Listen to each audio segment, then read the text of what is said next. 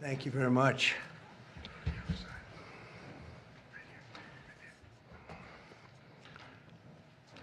Thank you very much. This is a very big day for a lot of reasons, but this gentleman is a very unique man. I think I could say in the world of chips, certainly, but in the world pretty much of business, nobody's done what he's done. For those of you that are into that world, you would say, wow, he's a legend, but he is a legend, and it's an honor to be with you. Very great honor. Thank you very much. Mr. President. Thank you very much. Welcoming from TSMC, which is the biggest there is at a level that you can't even calculate, frankly. C.C. Wei to the White House for a very historic announcement. This is a tremendous thing for our country and hopefully for his company. We're also pleased to be joined by Commerce Secretary Howard Lutnick and White House AI and SIP, the crypto czar David Sachs, another two very highly respected people. It's great to have you guys involved. And David, thank you very much for coming on. David is sort of the king of intellect in that world. We have some good people. Today, Taiwan Semiconductor is announcing that they will be investing at least $100 billion in new capital in the United States over the next short period of time to build state-of-the-art semiconductor manufacturing facilities. I think mostly it's going to be in Arizona, which is what I understand, which is a great state. I like it because I won it, but I won most of them, actually. But I did. We won it, and we won it big.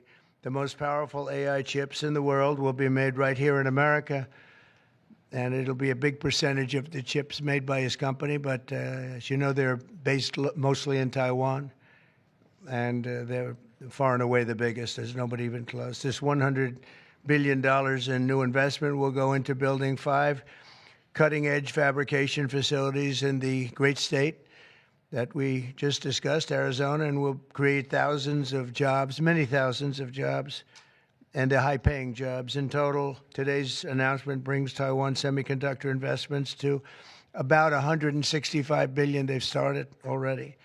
Among the largest new foreign direct investments in the United States, Apple, as you know, made a big announcement last week of $500 billion, and we have some others that have announced. We have many that want to announce, but I don't have time to do all of these announcements, I tell you. But for you, I'm doing the announcement. Thank you.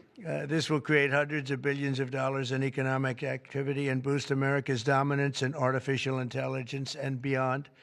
Semiconductors are the backbone of the 21st century economy, and really, without the semiconductors, there is no economy, powering everything from AI to automobiles to advanced manufacturing. And we must be able to build the chips and semiconductors that we need right here in American factories with American skill and American labor. And that's exactly what we're doing. As you know, Taiwan pretty much has a monopoly on that market. And I think pretty much is not a term that's even appropriate. They do have a monopoly. And this is a tremendous move by the most powerful company in the world. It's a matter of economic security. It's also a matter of national security for us. And at the same time, Mr. Wei will be able to diversify and have his a tremendous presence in another place, and a very safe place. And I want to thank Taiwan Semiconductor for doing the announcement. And I'd like to ask Mr. Wei to say a few words, if you might. And I'd also like to ask Howard and David, you can say a couple of words, but maybe you should go first, because right now he's the most important man in the room. I'm sorry, fellas. Please. Thank you very much. Thank you. Great honor. Mr. President. Thank you. I'm a little bit nervous, so I have to pull out my piece of paper. Mr. President, Secretary Lutnick, and David, I didn't know that your title, but okay. First, I want to say thank you to Mr. President to give me this opportunity to announce our big project in the U.S. TSMC is the world's largest chip manufacturing funded by Dr. Morris Chen in 1987. It's now at the forefront of semiconductor technology, supporting AI advancement and industry growth. In fact, I would like to wind back the time that in 2020, we have to thank President Trump's vision and his support. So TSMC start the journey of establishing the advanced chip manufacturing in Arizona. And now, let me proudly say, now the vision become reality. In Phoenix, Arizona, with 3,000 employees, we are producing the most advanced chip made on U.S. soil. With the success of our first fab, so we are now very happy to announce we are going to invest additional $100 billion US in addition to our current $65 billion US investment in Arizona. We are going to build 3 more new fabs after we promised 3 fabs already, and another 2 very advanced packaging fab, and most important, R&D center also in Arizona. For this, all the investment, $165 billion, is going to create thousands of high-paid jobs, as the president just announced. And we are, most important, actually, we are going to produce many AI chips. We are going to produce many chips to support the AI progress and to support the smartphones progress. And again, with that, I want to thank President Trump again for his support. In addition, I also want to thank my customers in the U.S., such as Apple, NVIDIA, AMD, Qualcomm, Broadcom. They all support TSMC's manufacturing in the U.S. Without their support, we probably cannot make it through. So again, I want to thank them. Also, I'd like to thank the TSMC's employee. Without their effort, we just cannot make it today. That's all I want to say, and thank you. Thank you. That's good. Thank you very much. Howard, please, David. Sure. Thank you. So I'm thrilled to be here today because President Trump has made it a fundamental objective to bring semiconductor chip manufacturing home to America. Under the Biden administration, TSMC received a $6 billion grant, and that encouraged them to build $65 billion. So America gave TSMC 10% of the money to build here. And now you're seeing the power of Donald Trump's presidency, because TSMC, the greatest manufacturer of chips in the world, is coming to America with a $100 billion investment.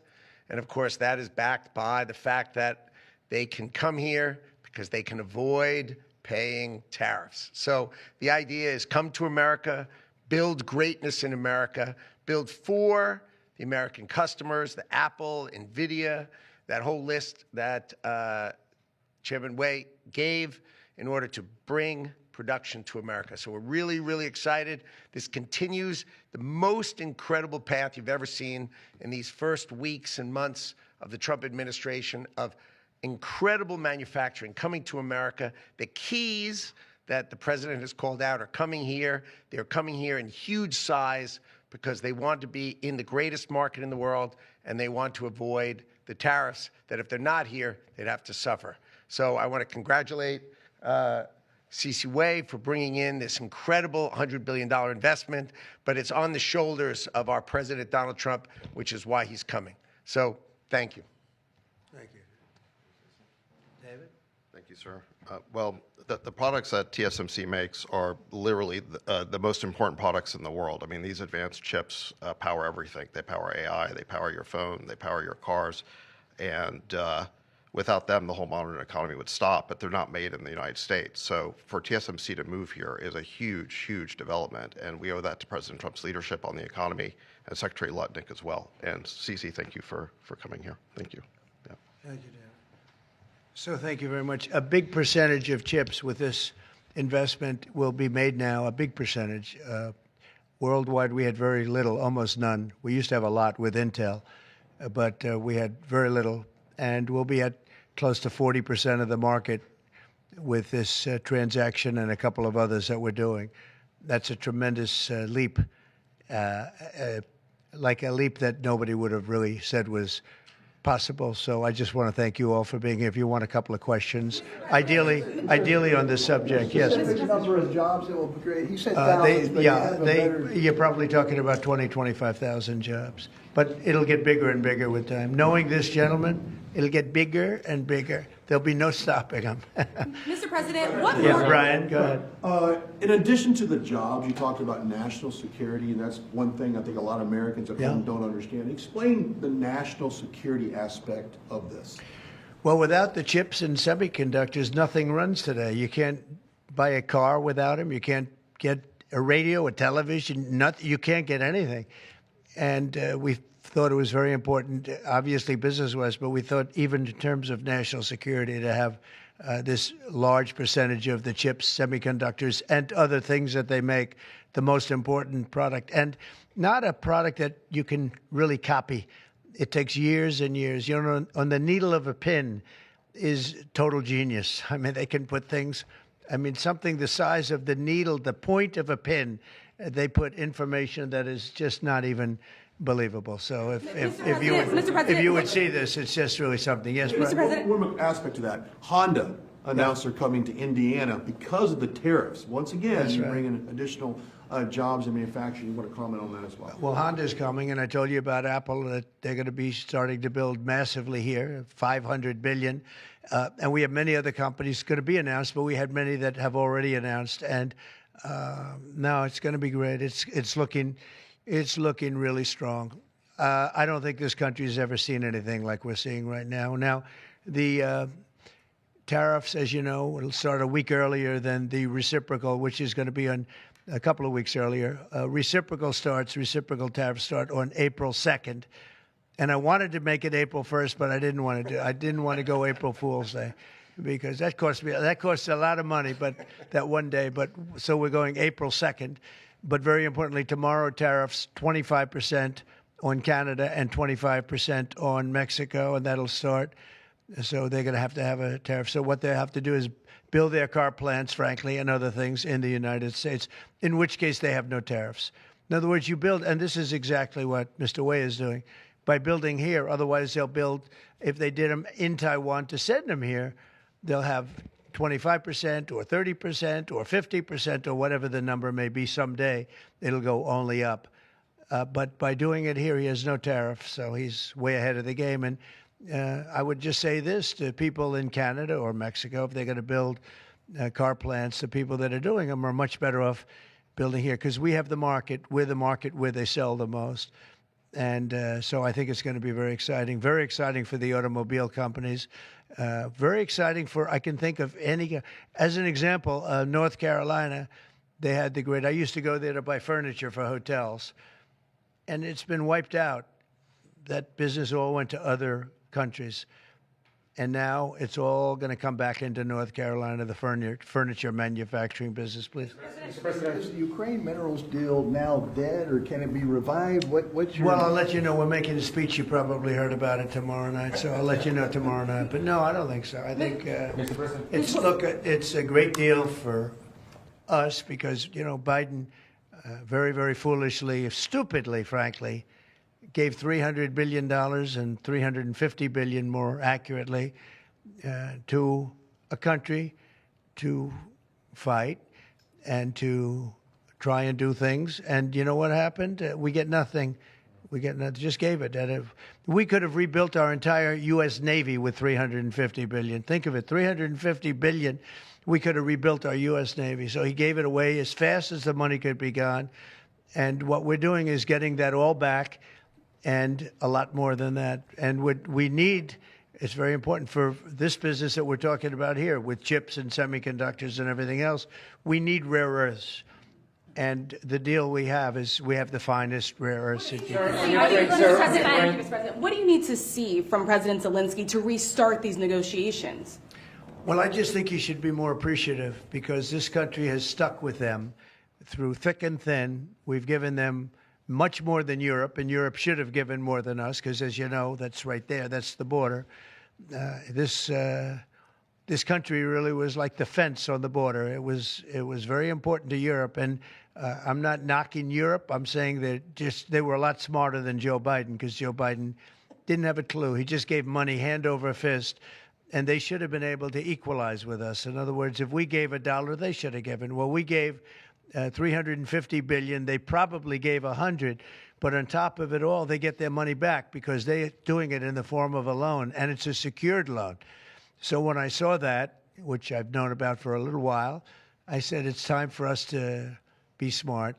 At the same time, it's great for them because they get us in the country taking the rare earth, which is going to fuel this big engine, and especially the engine that we've in a very short time created. And we get something, and we're there. We have a presence there.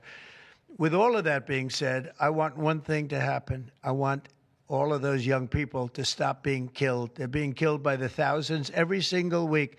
Last week, 2,700 were killed. 2,700 young, in this case, just about all young boys from Ukraine and from Russia.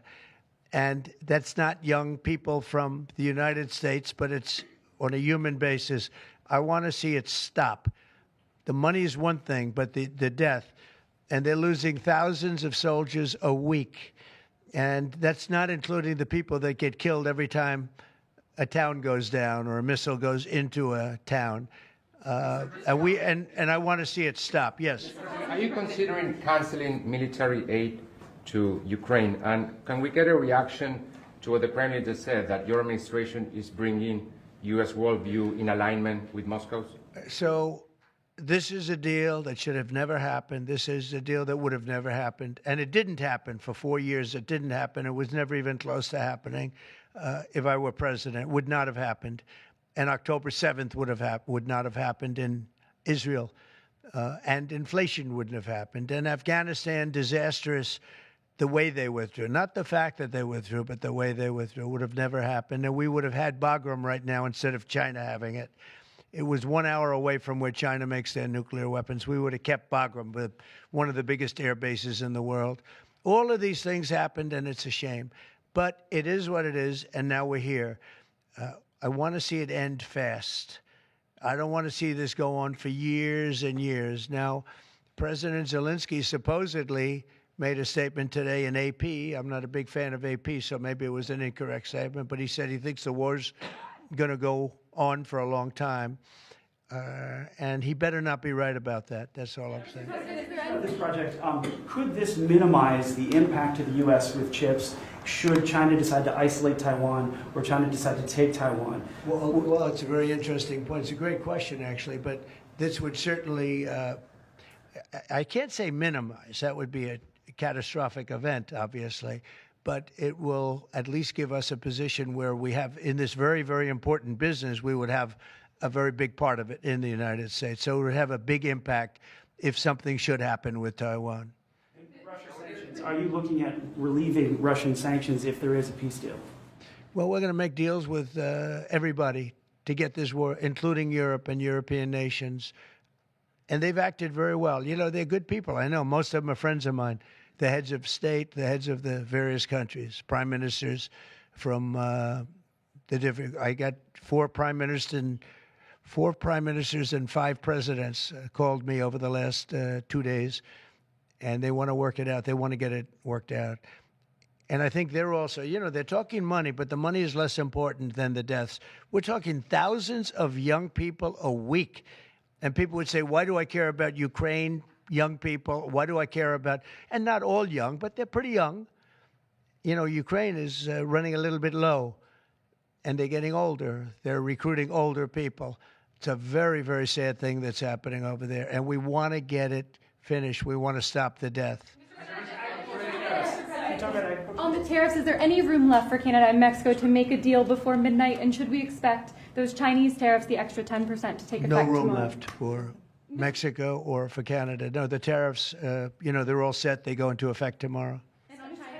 Mr. President, just to follow up on my colleague's question. And just so you understand, vast amounts of fentanyl have poured into our country from Mexico, and as you know, also from China, where it goes to Mexico and goes to Canada, and China also had an additional 10, so it's 10 plus 10, and it comes in from Canada and it comes in from Mexico, and that's a very important thing to say. Yeah, please go ahead. Decided if you're going to suspend military aid to Ukraine? Have you made that decision? Well, I haven't even talked about that right now. I mean, right now, we'll see what happens. A lot of things are happening right now as we speak. I mean, literally as we speak. I could give you an answer and go back to my office, the beautiful Oval Office. I could go back into the Oval Office and find out that the answer is obsolete. It's like his business. It's obsolete. You come up with a new chip and it's obsolete about 2 minutes later, right? But that's what's good about his business. That's why he's the only one that's successful in it. But just to follow up my colleague's question, from Russia saying that your foreign policy is largely in line with their vision, should that be concerning to Americans? said what? Should that be concerning to Americans? Read the statement. That Russia says that your administration's foreign policy is, quote, largely in line with their vision. Well, I'll tell you what, I think it takes two to tango, and you're going to have to make a deal with Russia, and you're going to have to make a deal with Ukraine. You're going to have the assent, and you're going to have the consent from the European nations, because I think that's important, and from us. I think everybody has to get into a room, so to speak, and we have to make a deal. And the deal can be made very fast. It should not be that hard a deal to make. It could be made very fast. Now, maybe somebody doesn't want to make a deal. And if somebody doesn't want to make a deal, I think that person won't be around very long. That person will not be listened to very long, because I believe that Russia wants to make a deal. I believe certainly the people of Ukraine want to make a deal. They've suffered more than anybody else. We talk about suffering. They've suffered. But if you think about it, under President Bush, they got Georgia, right? Russia got Georgia. Under President Obama, they got a nice big submarine base, a nice big chunk of land where they have their submarines. You know that, right? Crimea. Under President Trump, they got nothing. And under President Biden, they tried to get the whole thing. They tried to get the whole big Ukraine, the whole thing. If I didn't get in here, they would have gotten the whole thing. So I can only say, you can go back to Bush, you can go back to Obama, and go back to Biden. They took a lot. The only one they didn't get, you know what I gave them? I gave them anti-tank missiles. That's what I gave them. I gave them sanctions on Russia. I gave them javelins. You know the javelins? You know when they took out all those tanks? You know the tanks were heading to Kiev by the hundreds, and they were unstoppable. And I gave them javelins. So, you know, I really, Putin is the one that will tell you this has not been so good for them. The fact is that I just want fairness. I want fairness. But think of it. I gave Russia nothing except grief. I gave them nothing. I gave them sanctions and javelins. That's what I gave them. Obama gave them sheets, and you heard that statement before. It's a very famous. Trump gave them javelins, and Obama gave them sheets, and then they say how close I am to Russia. And let me tell you, we have to make a deal because there are a lot of people being killed that shouldn't be killed. But remember, Trump gave them nothing, and the other presidents gave them a lot. They gave them everything. You met with Argentine President Javier Milei at CPAC. He wants to sign a free trade agreement with the United States. Is that something that you would consider even with Argentina or any other country? I'll consider anything. And Argentina, I think he's great, by the way. I think he's a great leader. He's doing a great job. He's doing a fantastic job. Brought it back from oblivion. Yeah, we'll look at things. We're looking at the UK with things. It doesn't have to be tariffs, but tariffs are easy. They're fast, they're efficient, and they bring fairness. For instance, when people kill their dollar, their equivalent of the dollar, whether it's the yuan or the yen in Japan or the yuan in China, when they drop them down, that puts us at a very unfair disadvantage. So all I have to do is say, Howard, we're going to have to raise the tariffs a little bit, because I've called President Xi, I've called the leaders of Japan to say you can't continue to reduce and break down your currency. You can't do it because it's unfair to us. It's very hard for us to make tractors, Caterpillar, here when Japan, China, and other places are killing their currency, meaning driving it down. So all of these things add up. And the way you solve it very easily is with tariffs, because when they do that, instead of having to make phone calls every day like I used to do with certain leaders, President Xi a little bit, a lot of phone calls, talking about the fact that they're lowering their yuan, they're lowering it down, and that makes it very, very hard for us. So this way I just say, look, let them do that, and we make up for it with the tariffs. But Will you be speaking with Mexican President Claudia Sheinbaum about yeah, tariffs? sure, I will. I have a lot of respect for her. Are you Mr. President, takes effect. It'll be 20% on China now. How high are you willing to go against China? Well, I can't say. It depends on what they do with their currency. It depends on what they do in terms of a retaliation with some kind of an economic retaliation, which I don't think they're going to retaliate too much. Hey, look, the United States has been taken advantage of for 40 years. The United States has been a laughingstock for years and years. That's why this gentleman is built in Taiwan instead of building here. It would have been better if he built here. If we had a president that knew what they were doing, and we had a lot of them very bad on trade. Look, I'm a huge fan of Ronald Reagan, but he was bad on trade, very bad on trade. He allowed a lot of people, a lot of businesses to be taken. So I say that with due respect, because he was so great on other things, but he was bad on trade. We are setting records right now, records like nobody has ever seen before. When you have companies like this coming in, and almost 40% of their company in one signature is going to be devoted to what he does, which is one of the most important businesses in the world. That's an unbelievable thing.